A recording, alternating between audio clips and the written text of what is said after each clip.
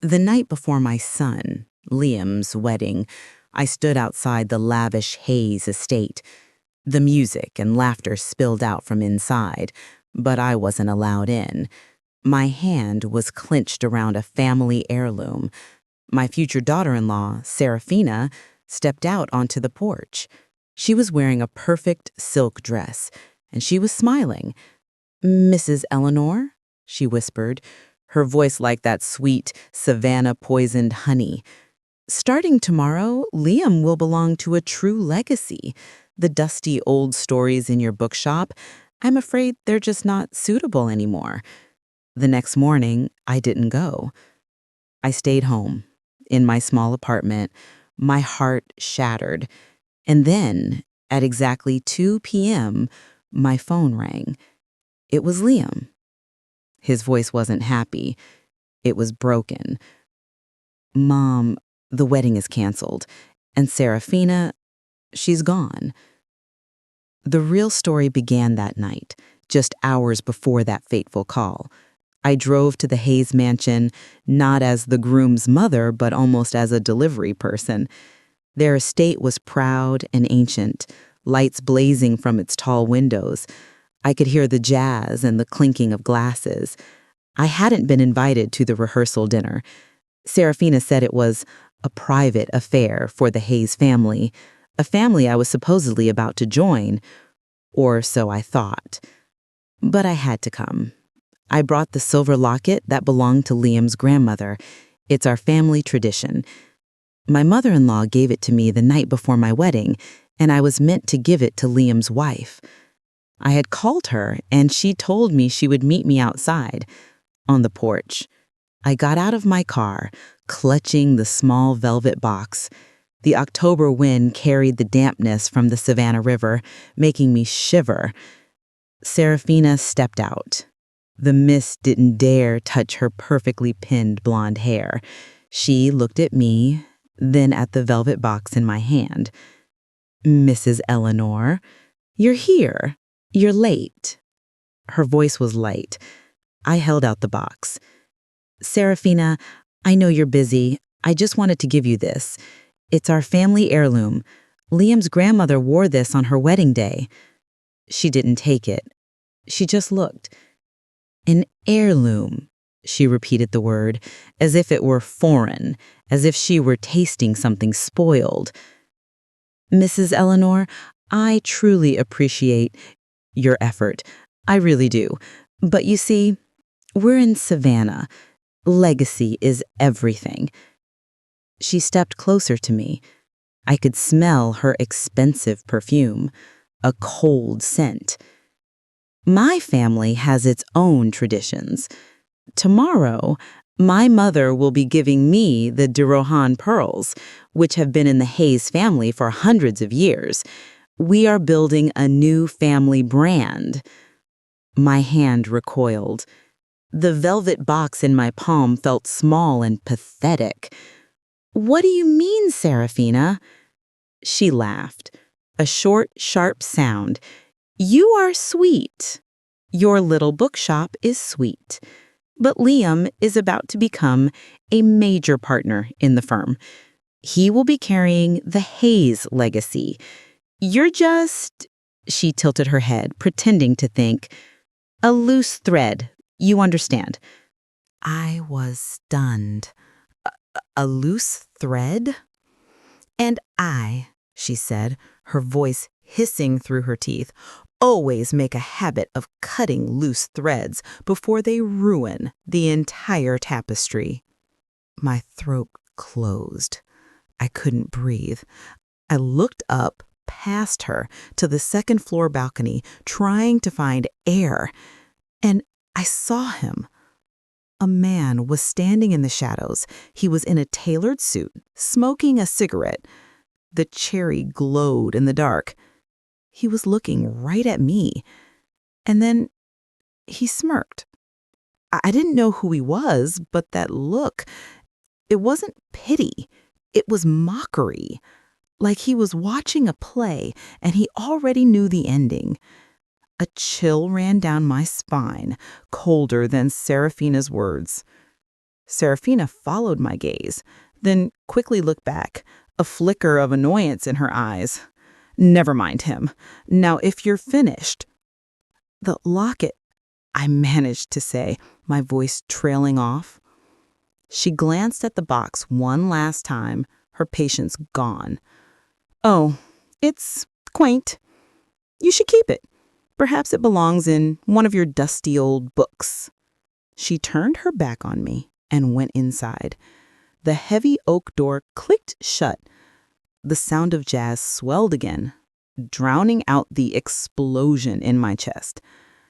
I stood there, alone, on the damp porch, with my humiliation. I don't remember driving home.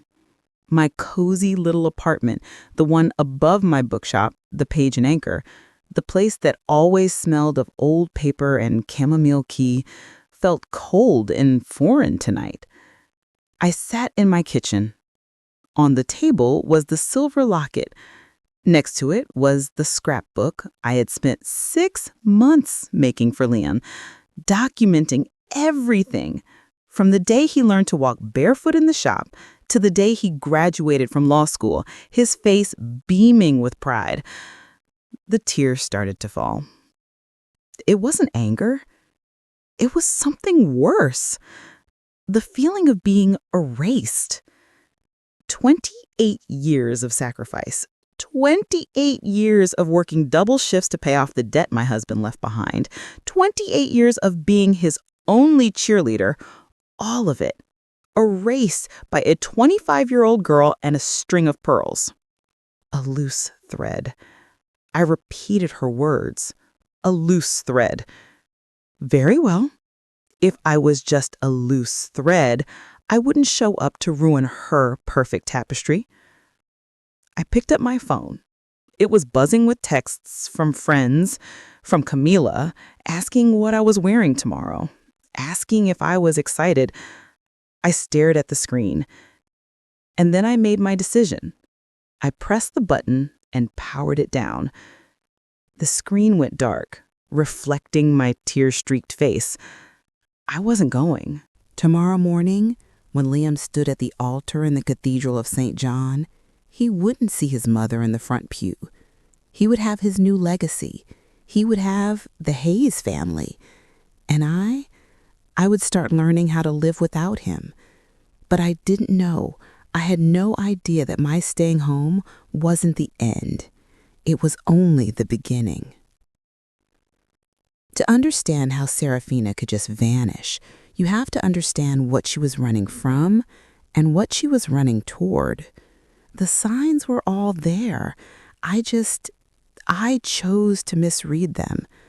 I chose to see a nervous bride, not a predator. My husband didn't just pass away. He died in a cloud of financial ruin, a quiet Savannah scandal that nearly erased us. He'd made bad deals with powerful people, and when he died, I was left with the ashes of our life and a mountain of debt. I sold everything, the house, the jewelry, my future. The only thing I kept was my father's old bookshop, the Page and Anchor. It wasn't just a business. It was my fortress. It was the last piece of my father, and it was the one place in this city, a city obsessed with appearances, that didn't judge me. I worked my fingers raw inside those walls. I paid off every cent of my husband's debt, and I raised Liam in the aisles, surrounded by stories of truth and courage. He didn't just become a lawyer. He became a preservation lawyer. He fought to save the historic soul of Savannah. He wasn't just protecting buildings. He was protecting me. He was protecting the very idea that some things, old things, are worth saving. And then he met Serafina Hayes. She was Savannah royalty. At least, that's what everyone believed. She was everything we weren't. Old money, effortless grace, a name that opened doors we didn't even know existed. Liam was completely smitten, and I wanted him to be. I told myself this was it. This was his reward for all our struggles. This was our entry back into the light. The first time she visited the bookshop, I baked cookies. She didn't touch them. She walked through the aisles, running a single manicured finger over the shelves. It's adorable, Eleanor. So quaint. I smiled. It's been in my family for... But when Liam makes partner, she cut me off, her voice still light, you'll have to sell this dusty place. It doesn't fit the image we're building. I felt the blood drain from my face. This dusty place had put the food on our table. It had paid for his law degree. Liam just laughed, kissing my cheek. She's just excited, Mom. She doesn't mean it. She's just ambitious. I tried to believe him, but the cracks started to show. My best friend Camila was catering the wedding. She called me a few weeks later, her voice low. I don't get it, Elle. Her mother, Beatrice, she's haggling over canapes. I mean, not negotiating, haggling. Like she's terrified. She's acting less like old money and more like no money. They're just frugal, Cammy, I said, trying to convince myself. But the words stuck in my mind. Then, at a firm party, I met him. The man from the balcony, Julian Thorne, Liam's main rival at the firm. A man who smiled with his teeth but never his eyes. He shook my hand, his grip too tight. So, you're the mother. Serafina is a force of nature. He leaned in. She always gets what she wants. Liam's a lucky man. Or he isn't. His smile was a razor. I told Liam about it on the drive home. I don't trust him, Liam. The way he looks at her? Liam just sighed, frustrated. Mom, please, that's just Julian. It's how he is with everyone. You're looking for problems that aren't there. The final sign was the one that should have stopped me cold. Liam brought it up a week before the wedding, his voice strained. Mom, don't freak out. We're signing a prenup. My heart sank. A prenup? Why? It's complicated. He wouldn't look at me. Her family, they want to protect their assets, their legacy, from any risks. From my side. From my side. He said it like we were the threat, as if my little bookshop held some secret power to ruin their vast, storied empire. I thought they were afraid he was a gold digger. God, how painfully, terribly wrong I was. I hated that prenup. I hated what it represented. But I swallowed my pride. I did it for Liam's happiness. I went home that night, worried, but I still believed the wedding would happen. I still believed in the goodness of my son. And now, just hours later, I was sitting in my kitchen, the morning sun streaming in, clutching a dead phone. The wedding was just hours away, and I was a prisoner in my own home, trapped by her words. A loose thread. I sat in the shop. I had flipped the sign to closed. The silence was deafening. Outside, Savannah was celebrating. Tourists were laughing, horse-drawn carriages clattered on the cobblestones. Life was going on. But mine had stopped. 11 a.m. The bells from the Cathedral of St. John started to ring. Deep, resonant bells that shook the old glass in my windows. I could hear them clearly from my apartment. That was it. The ceremony was starting. My son was getting married. And I wasn't there. I squeezed the silver locket until my knuckles turned white. I was a terrible mother, a coward. I couldn't take it anymore. At 11:10, I powered on my phone. It exploded, a flood of messages, a dozen missed calls. My hands were shaking too hard to read them all. The first one was from Camilla. 11:15 a.m. Eleanor, where are you? This is chaos. The bride hasn't shown up. My blood ran cold. I scrolled. Another one from her. 11:45 a.m. Beatrice just collapsed, fainted right on the church steps. She's screaming at someone on her phone. What the hell is going on, Elle? My heart was pounding in my throat. And then, a text from Mark, Liam's best man. 12:30 p.m. Eleanor, call me. Now. Liam is panicking. We can't find Serafina. She's vanished from the bridal suite. I called Liam. He picked up on the first trembling ring. Mom? Mom, where are you? Are you okay? Serafina said you were sick. My voice cracked. Liam, I'm so sorry. I'm so sorry. Serafina, she told me not to come. The words tumbled out. She said I was a loose thread. She said I wasn't part of the legacy. I didn't know what to do. There was a dead, cold silence on the line. Then his voice, not sad, not angry, but icy. Mom, she lied. She lied to both of us. What? She told you had a terrible flu, that you were so sick you didn't want me to worry, so you turned off your phone. She said you sent your love. I staggered back, clutching the counter. It wasn't just a cruel insult. It was a strategy. She hadn't just cut me out. She had framed me. She had made me the villain in my son's story. Before I could even process the depth of that cruelty, Mark's name flashed on the screen. Liam patched him in. Mark, what's happening? Did you find her? Mark's voice was low, urgent. We're at her hotel. She's gone, Liam. Her room is clean. Too clean. Her suitcases are gone. We had to break into the room safe. What, Mark? What did you find? Liam's voice was breaking. 2 plane tickets. First class. One way. To Zurich, Switzerland. A beat of silence. They took off at 10 a.m. this morning, before the wedding even started. My hand flew to my mouth. I couldn't breathe. 2 tickets, I whispered. Mark's voice was heavy with something I couldn't name. Yeah, 2 tickets. She took her mother? Liam asked desperately. She took Beatrice?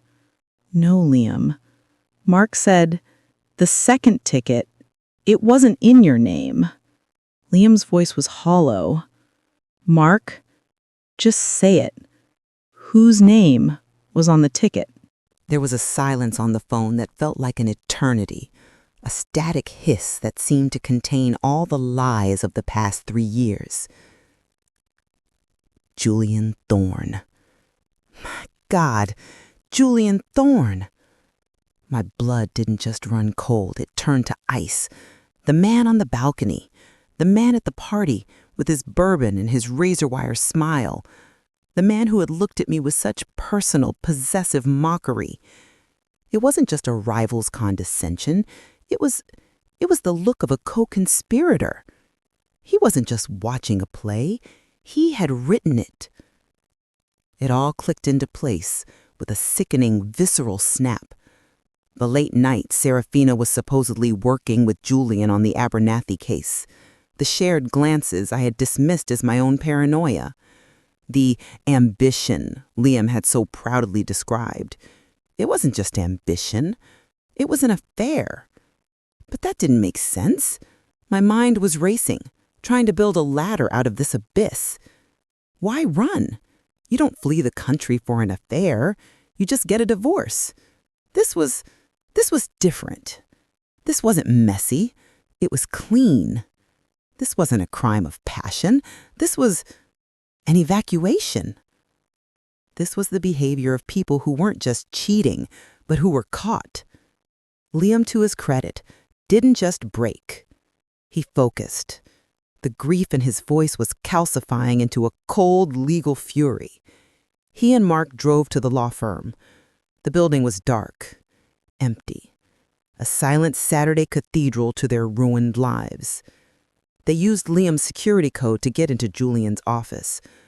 Liam described the scene to me over the phone, his voice a flat monotone. Julian's office was sanitized. Almost. A document shredder in the corner was still warm to the touch. A smell of ozone and burnt paper hung in the air. But he had been careless. In his desk drawer, buried under a stack of old briefs, they found a crumpled draft of a financial statement. It was a bankruptcy filing for the Hayes Corporation. They weren't frugal, as I'd told Camilla. They were destitute. They were completely, utterly bankrupt. All of it, the mansion, the Deroan pearls, the centuries of legacy that Serafina had used to bludgeon me, was a lie, a phantom, a house of cards built on vapor and debt. The very thing my family had climbed out of, they were drowning in. The old money was just old debt. And then Liam saw the file on Julian's desk, the one case Julian had been trying to steal from him for months, the Abernathy Trust, the biggest, most complex preservation case in Savannah's history, his passion project. He was representing the city, fighting to save an entire historic district from the wrecking ball. And the anonymous, hostile corporation trying to tear it all down, the file showed the ownership. A shell company registered in Delaware, and the primary partners were listed: Beatrice Hayes, Julian Thorne. My son wasn't just marrying his rival's lover, he was sleeping with the enemy. He was engaged to the very people he was fighting in court. His entire professional life was a conflict of interest. They hadn't just broken his heart, they had targeted his career. He wasn't a fiancé, he was an obstacle, an asset to be neutralized. I heard Liam choke on the phone. The prenup. Oh God, Mom, the prenup. He called his own lawyer, woke him up on a Saturday, demanded he read the fine print now. And there it was. It was never meant to protect their assets. They didn't have any. It was designed to destroy his. A tiny, venomous clause buried in legalese. Conflict of interest. It stated that if, after the marriage, it was discovered that Liam's professional duties, specifically the Abernathy Trust case, were in direct conflict with the Hayes family's undisclosed business interest, he would be in breach. It was a trap, a legal landmine. They were going to marry him, reveal their ownership of the shell company, and force him to choose. Destroy his career by throwing the case, or be financially annihilated by the very prenup he'd signed to prove his love. And that humiliating clause about my finances, about my shop, it wasn't just an insult. It was leverage, a threat against me to ensure his compliance. But why run? Why not spring the trap? Mark found the answer in Julian's deleted email cache, the digital breadcrumbs of their escape. A local reporter, someone from the Savannah Morning News, had started asking questions. Hard questions. Questions about the Hayes family finances and their connection to the Abernathy Trust. Camilla, my friend Camilla. Her suspicion about the canapés hadn't just been a complaint. It had been a tip. The walls were closing in. Serafina and Julian knew the bankruptcy was about to go public. They knew the whole sham was over. So they grabbed what liquid cash they could, drained the last of the accounts, and they ran. They left a ruined church, a stunned city, and a bill for a wedding they never planned to attend. They left my son standing in the ruins of his life. And they left Beatrice, the one piece of the puzzle that made no sense. Why leave the matriarch behind? Serafina and Julian were ghosts. They were halfway across the world, sipping champagne while we choked on the ashes.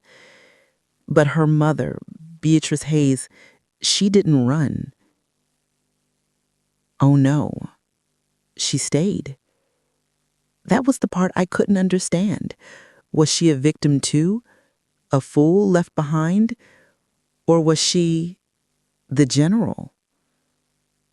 The very next day, Beatrice Hayes held a press conference on the steps of the now infamous Hayes mansion. I watched it on my laptop, my stomach churning. She wore black. She looked for all the world like a grieving mother. She was magnificent. She wept for the cameras. She spoke of her fragile daughter, Serafina, how Serafina had been tormented and confused by the immense pressure of the wedding, how she'd fallen under the dangerous, predatory influence of Julian Thorne, a man she now claimed had been blackmailing her family. And then she turned her sights on me. She never said my name. She was too clever for that. She just spoke of a controlling influence, a jealous future mother-in-law, a woman from a troubled background who couldn't bear to see her son marry up, a woman who, obsessed, had dug up dirt and made terrible threats. "My daughter was driven away," Beatrice cried, clutching a pristine white handkerchief. "She was terrified of this woman, this poor woman. She couldn't let her son go, and so she destroyed his happiness. She destroyed everything." It was brilliant. It was murder by innuendo. The narrative shifted overnight. I was no longer the victim. I was the villain. I was the bitter, controlling mother from a dusty old bookshop who couldn't stand to see her son rise. The phone calls started, not of sympathy, but of hate. My little shop, the Page and Anchor, my sanctuary, suddenly had the word record spray-painted in angry red letters on the front door. The smell of the aerosol paint, sharp and chemical, felt like a violation. People I'd known for 20 years, people who used to buy books from me, now crossed the street, their faces averted, as if my grief were contagious, as if Beatrice's lies were truth. The attack wasn't just on my reputation, it was surgical. Liam was formally suspended from the law firm, pending investigation. Julian, before he left, had apparently filed a formal complaint claiming Liam was emotionally unstable and leaking privileged information to his mother. The lie was perfect. It fed directly into the controlling mother narrative Beatrice was spinning. My son, the most ethical man I knew, was now tainted by their filth. And my friend Camila, Beatrice hit her with a devastating lawsuit. Breach of contract, defamation, and intentional infliction of emotional distress. She was claiming Camila's tip to the reporter had caused the wedding's cancellation and Serafina's mental breakdown. Beatrice was trying to bankrupt the one friend I had left in the world, the one person who had been right all along. We were trapped. Liam was jobless, I was a pariah, and Camila was facing financial ruin. Beatrice was methodically, brilliantly cutting us off from everyone. She wasn't just the matriarch left behind. She was the queen, sacrificing her pawns to save the game. And then she came to me. She knocked on the shop door, well after closing. The sound echoed in the empty store. I opened it, my heart pounding a frantic, trapped rhythm in my chest. It was Beatrice. Her eyes were red-rimmed. The flawless makeup was gone. The matriarch act was gone. She looked broken. "Eleanor, may I come in?" She sat in my shop, surrounded by the books she so despised, and she cried, real guttural sobs that shook her entire body. "She fooled me too," Beatrice whispered, her hands trembling so violently she had to clench them in her lap. "That monster, Julian, he and Serafina, they drained my accounts. They took everything I had left. They left me here to take the fall. I have nothing, less than nothing." She looked up at me, her eyes pleading. "I hate them. I hate what they did to my daughter, and I hate what they did to your son. They've ruined us both." I didn't know what to believe. My entire world was spinning. Was this the truth? Was she just another victim of their monstrous greed? "I want to help you," she said. She reached into her designer handbag and pulled out a small silver USB stick. "This is everything." Julian was arrogant. He kept copies of his leverage on this. Encrypted emails, bank records from Switzerland. This will destroy them. This will clear Liam's name. This will prove we were the victims. I stared at the small piece of metal. It was hope. It was the lifeline we were drowning for. It was too simple. "Why give this to me?" I asked, my voice barely a whisper. "Because," Beatrice said, her cold fingers grasping my hand. "You and I, we are the only ones left. We're both mothers. We have to save our children." That night, I told Liam, we felt relief, a cautious, fragile relief, but it was the first time in weeks we felt like we could breathe. I sat at my old computer in the back office of the shop. The air was thick with the smell of old paper and betrayal. I slid the USB stick into the port. The drive opened. Files appeared.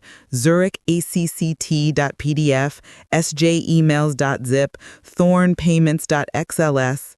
It was all there. I felt a surge of pure, powerful vindication. It was real. We had her. We had them. And then, just as I was about to click on a file, my screen flickered, just for a second. A small, black command window, the kind you see in spy movies, flashed in the top left corner, and then vanished. My stomach dropped. It wasn't a flicker, it was an installation. I froze. My mouse hovered over the files. My hand was shaking. She wasn't trying to give us evidence. She was planting something. Or she was looking for something. That USB stick wasn't a lifeline. It was a hook. It was a Trojan horse. She hadn't come to my shop as an ally. She had come as a hunter. And we had just unlocked the door, waved her inside, and offered our throats. I ripped the USB from the computer, my heart hammering against my ribs. I felt like a fool, a desperate, naive fool. We were trapped. The virus, I assumed, was already doing its work, scanning my hard drive, looking for what? Beatrice wasn't just planting evidence. She was hunting. I stared at my husband's old, dusty accounting ledgers sitting on a shelf I hadn't touched in 20 years. The books that held the story of his ruin, the scandal, the deals with powerful people. And I knew, with a certainty that chilled me to the bone, she was one of them. Beatrice wasn't afraid of what I knew. She was terrified of what I might find. She was here to steal my past. The next morning, an email arrived, not from Beatrice, but from her lawyer. It was concise. "Miss Hayes is aware of your unauthorized investigation into her family. She is also aware that you have attempted to access her private financial data via a stolen device. This is a federal crime. However, she is willing to overlook this transgression. She believes you may be in possession of some old, irrelevant business files belonging to your late husband. Deliver the originals, all of CGL Financial's 1999-2000 ledgers to her by 5 p.m. In exchange, she will drop her lawsuit against Miss Camilla, and the evidence of your computer crimes will disappear. If you refuse, she cannot be held responsible for what happens to you or to Liam." It was an ultimatum. It was checkmate. She was going to use the virus she planted to frame me for a crime and force me to trade my husband's history for my son's future. I sank to the floor of the bookshop, defeated. I had nothing. No power, no money, no leverage. Just old books and older debts. I looked at the scrapbook I had made for Liam, and next to it, the velvet box, the locket, the quaint little heirloom Serafina had rejected. I picked it up. It felt heavy in my hand. I remembered my husband, just weeks before he died. His face was gray with stress, his hands shaking. He had pressed this locket into my palm. "Ellie," he'd whispered, "I've made terrible mistakes with terrible people. If there is ever a time when you feel they are coming for Liam, when you feel you are truly trapped, use this. It's not a memory. It's a key." I had thought he was delirious, that he was speaking in metaphors. I fumbled with the clasp. I ran my fingernail along the inside edge, a place I had never looked. A tiny, almost invisible seam. I pressed it. The back of the locket didn't just open, it slid away. And there, nestled in the faded velvet, was not a picture. It was a micro SD card. Liam and I agreed to the meeting. 5 p.m. at his old law firm. He still had his key. Beatrice arrived at 5:02, flanked by her lawyer. She walked into the dark, glass-walled conference room like she owned it, her heels clicking on the marble. She radiated absolute victory. "Eleanor, Liam, how sensible." "The lawsuit against Camilla's dropped?" Liam asked, his voice cold and steady. "My lawyer has the dismissal papers right here." Beatrice gestured to the man who placed the briefcase on the table. "Now, the ledgers." "Not yet," I said. Her smile faltered. "We have an agreement." "We do, but first, you're going to listen to something. You see, you're not the only one who keeps copies of things." Liam slid his laptop to the center of the table. I inserted the micro SD card from the locket into a reader. "What is this nonsense?" Beatrice's lawyer snapped. "My husband was a meticulous man," I said, my voice shaking but clear. "He was a good man, but he was in over his head. And when he realized he was being betrayed, he started recording his calls." I pressed play. A file opened. An audio file, dated October 1999. First, my husband's voice, nervous, pleading. "You can't do this. You're pulling all the funding. You promised me. You're going to bankrupt me." And then, another man's voice, cold, arrogant, the voice of Beatrice's late husband. "Bankruptcy is the cost of doing business with me, my friend. You were just the entry fee, a loose thread." My blood stopped. A loose thread. The same words Serafina had used. It wasn't just an insult. It was doctrine. My husband's voice broken. But Beatrice, she was the one who set it all up. Beatrice's husband laughed. "And you thought I was the one in charge. She's been running this city for 20 years. You just paid for her new summer home." Beatrice's face went white. She lunged for the laptop. "How dare you? This is illegal. This is inadmissible." "Perhaps," Liam said, his voice quiet, "but it's very informative." You peasant," she shrieked at me. "You think this changes anything? It's the word of a dead man. Julian and Serafina are gone. You can't touch them.